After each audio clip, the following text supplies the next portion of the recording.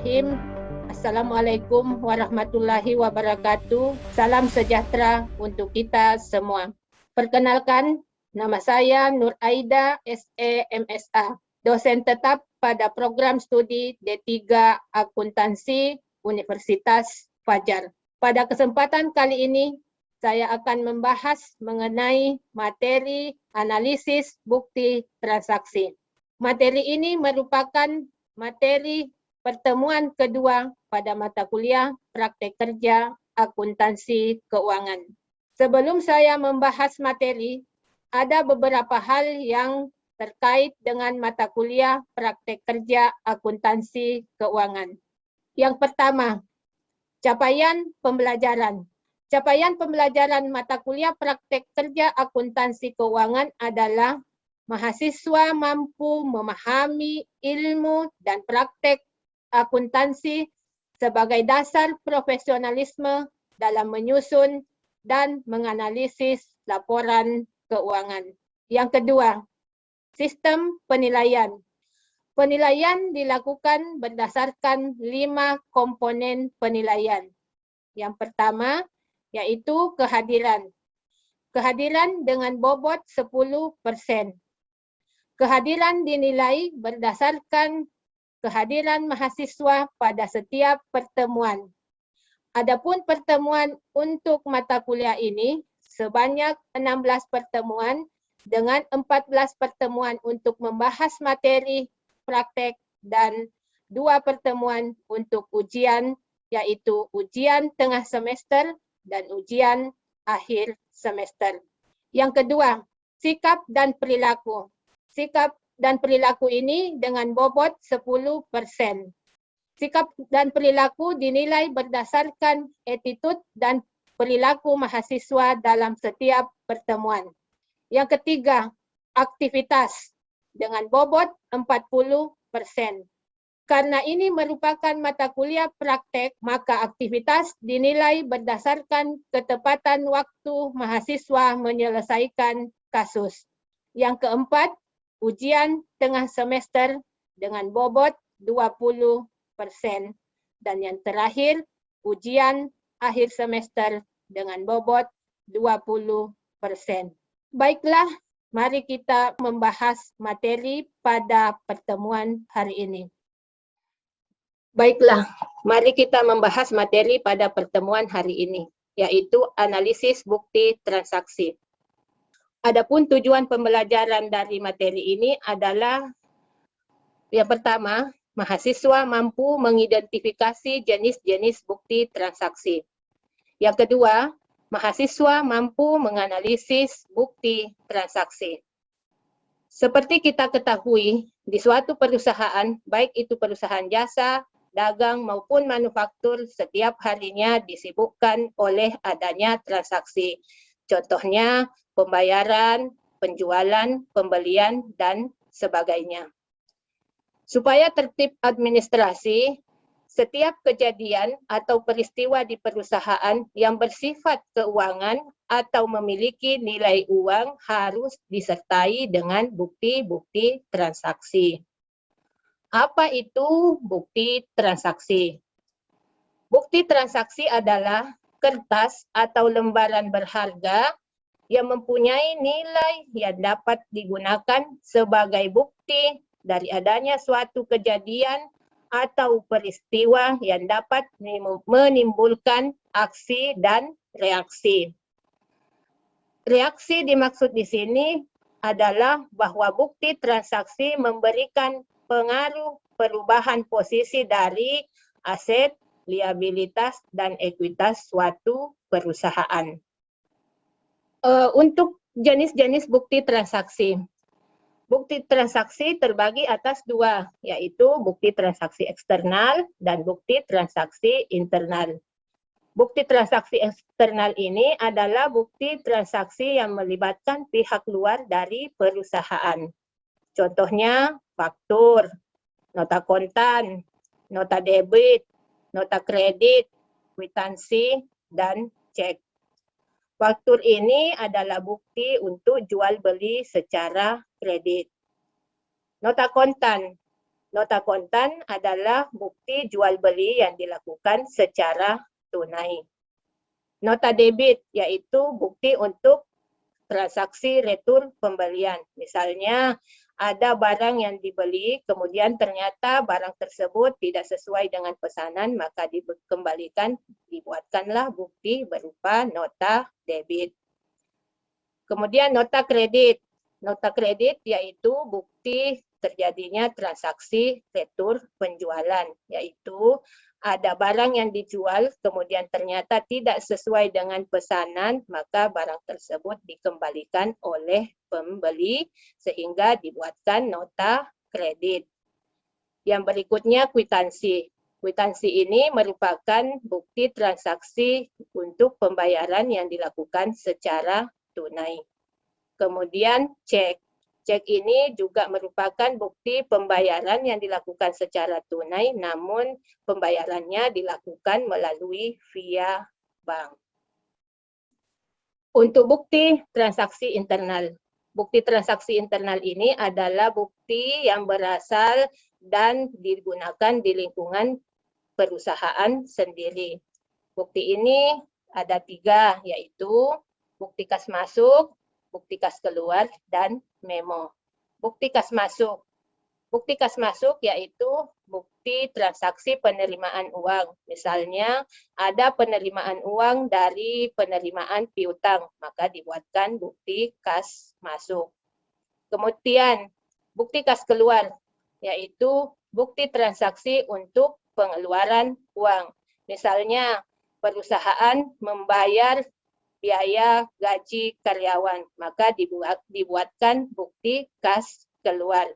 Kemudian memo. Memo ini merupakan pemberitahuan antar bagian dalam perusahaan. Misalnya pemberitahuan dari bagian gudang bahwa persediaan atau perlengkapan sudah habis terpakai sehingga perlu dilakukan pembelian kembali. Selanjutnya, analisis bukti transaksi. Analisis bukti transaksi merupakan proses menentukan akun dan pengaruhnya terhadap akun lain. Mengapa kita perlu melakukan analisis transaksi? Analisis transaksi ini merupakan langkah awal atau merupakan dasar untuk melakukan pencatatan transaksi ke dalam jurnal umum. Sehingga sebelum melakukan pencatatan ke dalam jurnal umum, perlu dilakukan analisis bukti transaksi. Nah, setelah kita mengetahui jenis-jenis bukti transaksi, maka selanjutnya adalah melakukan analisis bukti transaksi. Dalam melakukan analisis bukti transaksi, ada 5 langkah yang harus dilalui. Yang pertama, tentukan akun-akun yang dipengaruhi oleh transaksi tersebut. Akun yang dipengaruhi oleh suatu transaksi itu minimal 2 akun. Boleh lebih dari 2 akun. Bisa 3 akun atau bisa 4 akun, bahkan lebih dari 4 akun. Yang kedua, tentukan kategori akun yang dipengaruhi oleh transaksi tersebut. Kategori akun itu ada 5 kategori, yaitu akun aset, akun liabilitas, akun ekuitas, akun pendapatan, dan akun beban. Kemudian langkah ketiga, yaitu tentukan apakah transaksi tersebut menambah atau mengurangi akun. Bagaimana pengaruh akun tersebut? Apakah menambah akun tersebut atau mengurangi akun tersebut? Setelah menentukan penambahan atau pengurangan akun, maka selanjutnya menentukan apakah akun tersebut dicatat di sisi debit atau kredit berdasarkan aturan debit dan kredit atau biasa disebut dengan berdasarkan aturan saldo normal. Jadi untuk menentukan apakah akun tersebut dicatat di debit dan di kredit, maka seorang mahasiswa harus mampu memahami aturan debit kredit atau saldo normal. Kapan suatu akun dicatat di debit, kapan suatu akun dicatat di kredit. Yang kelima, tentukan jumlah pengaruh dari transaksi tersebut. Berapa jumlah yang harus dicatat di sisi debit dan berapa jumlah yang harus dicatat di sisi kredit. Baiklah, kita langsung bersimulasi bagaimana menganalisis bukti transaksi. Bukti transaksi yang ada sekarang adalah bukti transaksi penerimaan kas yang dibuat oleh digital printing. Penerimaan kas tersebut berasal dari Universitas Fajar. Bukti ini, dari informasi ini, bahwa penerimaan kas ini berasal dari pembuatan buku alumni sebanyak 300 eksemplar masing-masing dengan harga 65.000 sehingga totalnya sebesar 19.500.000.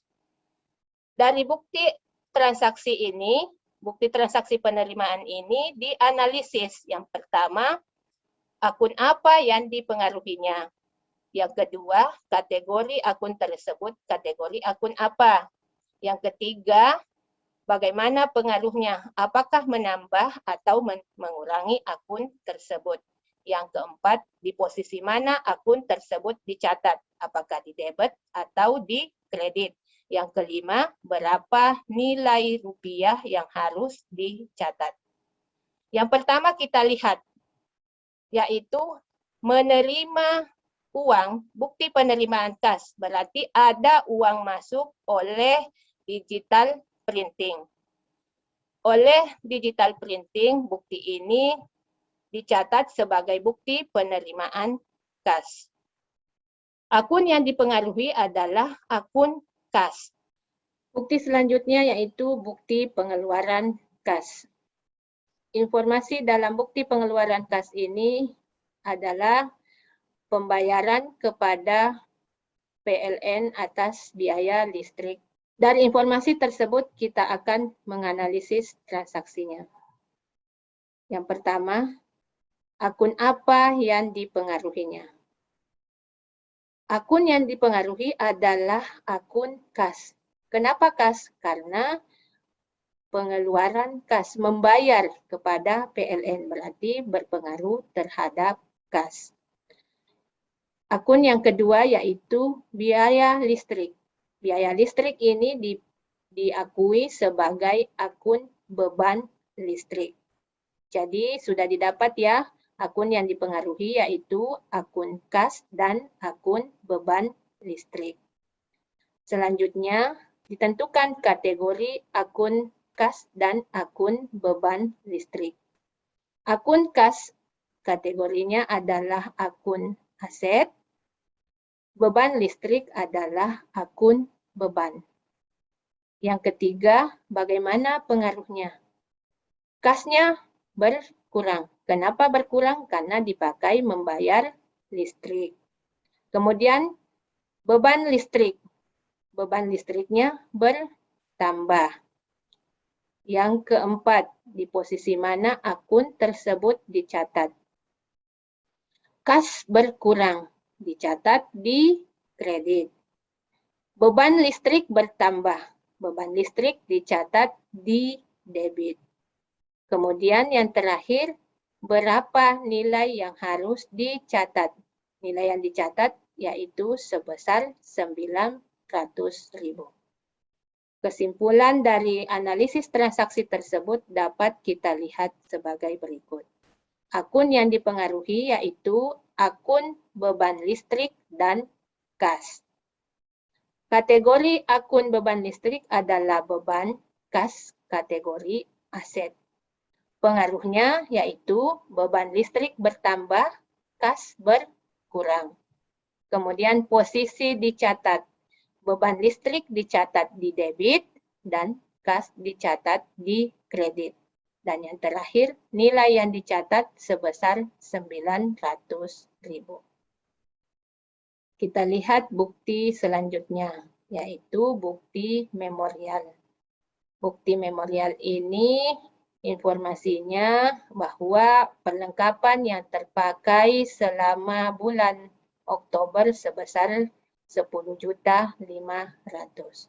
Jadi selama bulan Oktober pemakaian perlengkapan di perusahaan tersebut sebesar 10.500.000. Dari informasi ini kita akan analisis. Analisis pertama yaitu akun apa yang dipengaruhinya. Akun yang dipengaruhi adalah perlengkapan cetak.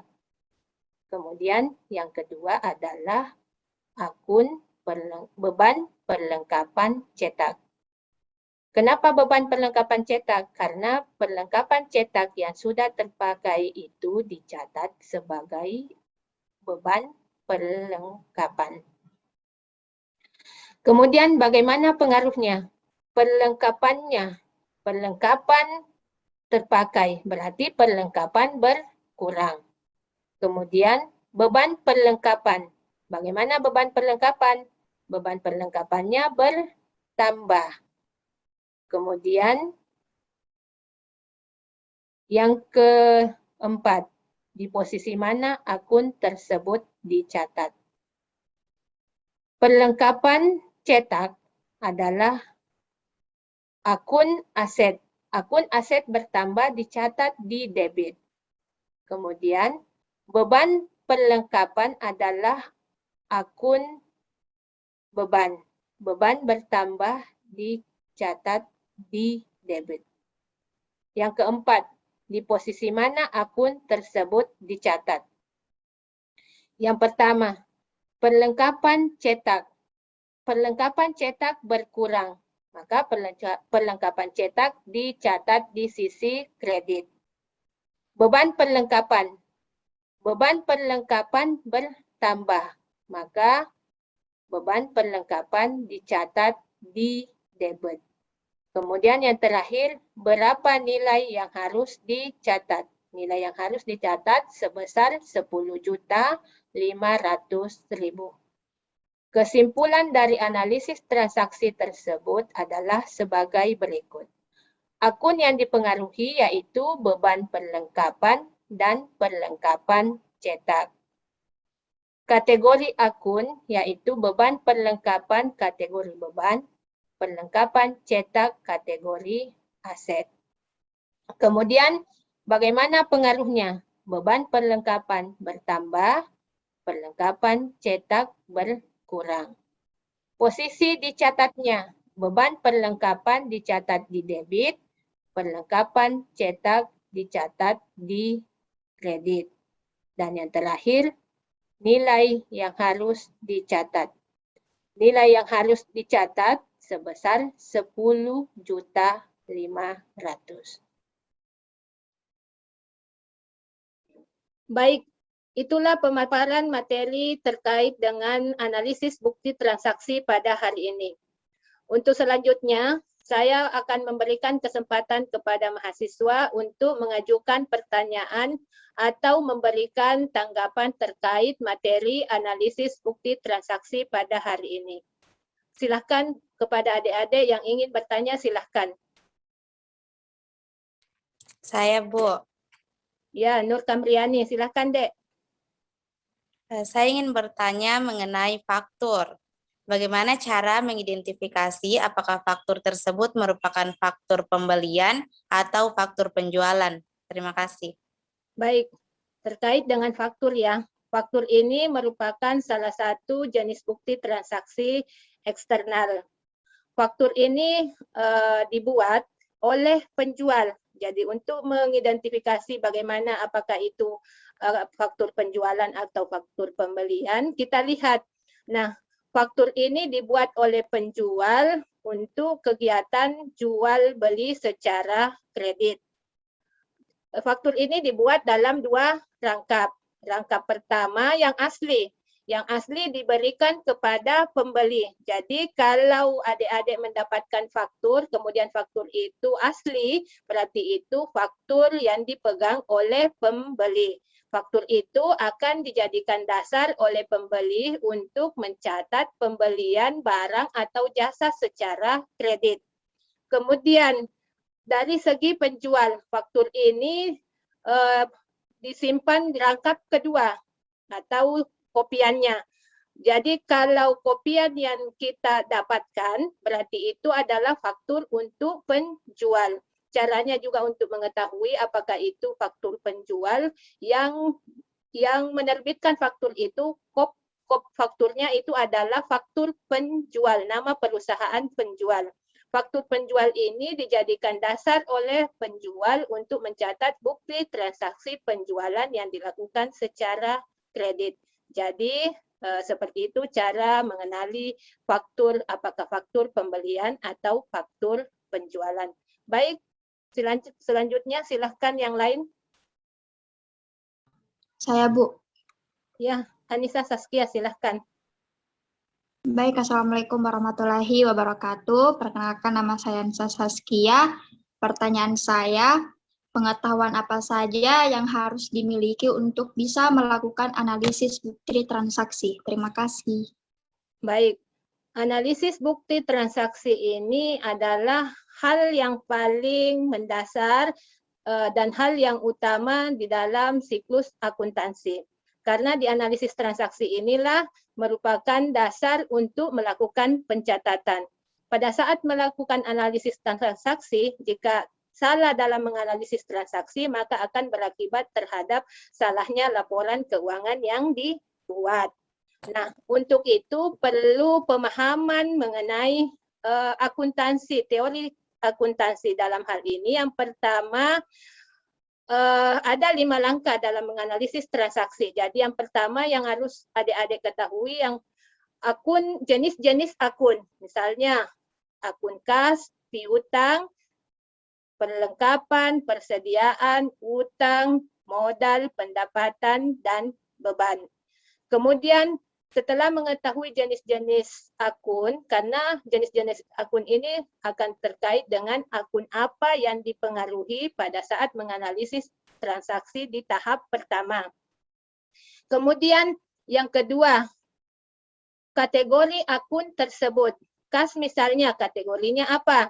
Nah, untuk kategori akun, akun dikategorikan atau dikelompokkan menjadi 5 kelompok besar, yaitu akun aset, liabilitas, ekuitas, pendapatan, dan beban. Nah, setelah mengetahui kategori akun tersebut, maka selanjutnya harus mengetahui atau paham mengenai aturan debit dan kredit.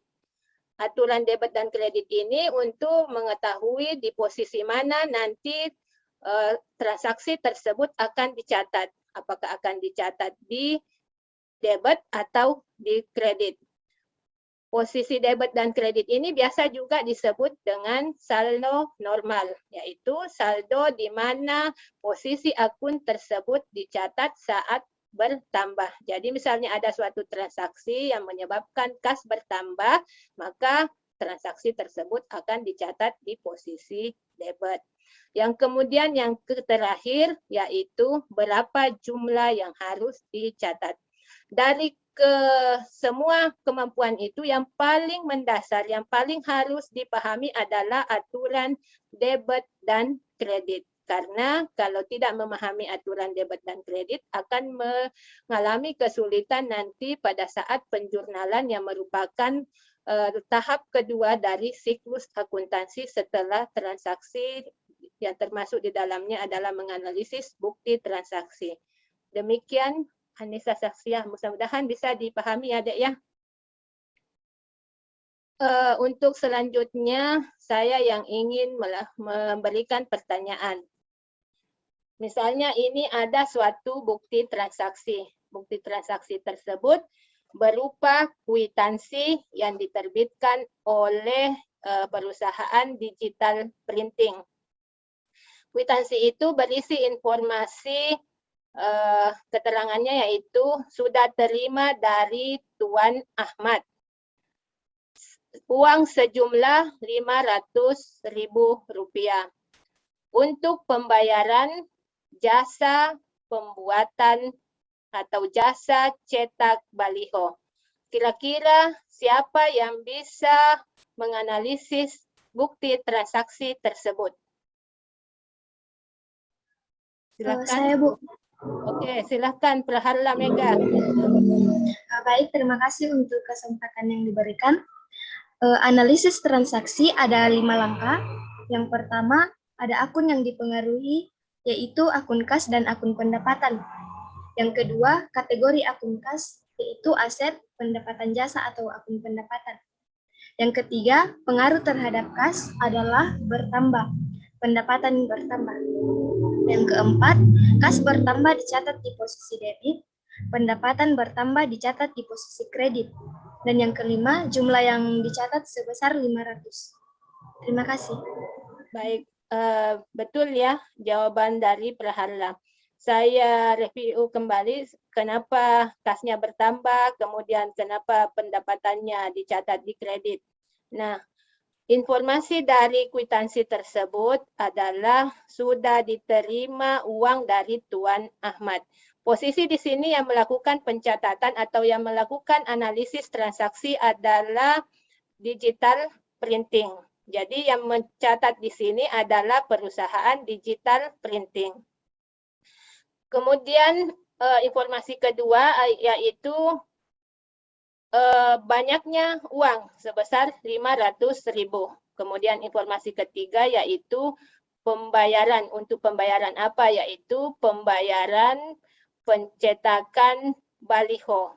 Nah, dari informasi ini, transaksi ini berpengaruh terhadap akun kas. Kenapa kas? Karena Tuan Ahmad dalam hal ini perusahaan digital printing menerima uang dari Tuan Ahmad. Berarti kasnya di perusahaan bertambah. Ada uang masuk. Berarti itu berpengaruh terhadap kas. Kemudian kas itu, adanya uang tersebut itu berasal dari adanya jasa yang diberikan kepada Tuan Ahmad. Jasa tersebut berupa jasa cetak baliho. Jasa cetak baliho ini diberi nama akun pendapatan jasa. Jadi betul ya yang disampaikan tadi oleh Praharla bahwa akun yang dipengaruhi oleh transaksi tersebut yaitu akun kas dan akun pendapatan. Kemudian bagaimana pengaruhnya? Kasnya bagaimana? Menerima uang berarti ada uang masuk. Ada uang masuk berarti kasnya bertambah. Kemudian pendapatannya bagaimana? Pendapatannya ada jasa yang diberikan kepada Tuan Ahmad. Berarti pendapatan jasanya juga bertambah. Jadi analisisnya kas bertambah, pendapatannya bertambah. Kemudian selanjutnya di posisi mana dicatat? Kas bertambah dicatat di debit dan pendapatan bertambah dicatat di kredit. Dan yang terakhir jumlah yang dicatat yaitu sebesar 500.000. Nah, di analisis transaksi ini kita belum melakukan penjurnalan. Penjurnalan sesuai dengan RPS akan kita lakukan di pertemuan ketiga, pertemuan minggu depan. Baiklah, untuk sesi ini saya rasa cukup. Kita lanjutkan nanti di minggu ketiga untuk membahas materi jurnal atau pencatatan transaksi. Demikian pembahasan materi analisis bukti transaksi pada hari ini. Semoga apa yang kita bahas pada hari ini bermanfaat untuk kita semua, terkhusus untuk saya pribadi. Jika ada kekurangan, mohon dimaafkan. Assalamualaikum warahmatullahi wabarakatuh. Terima kasih.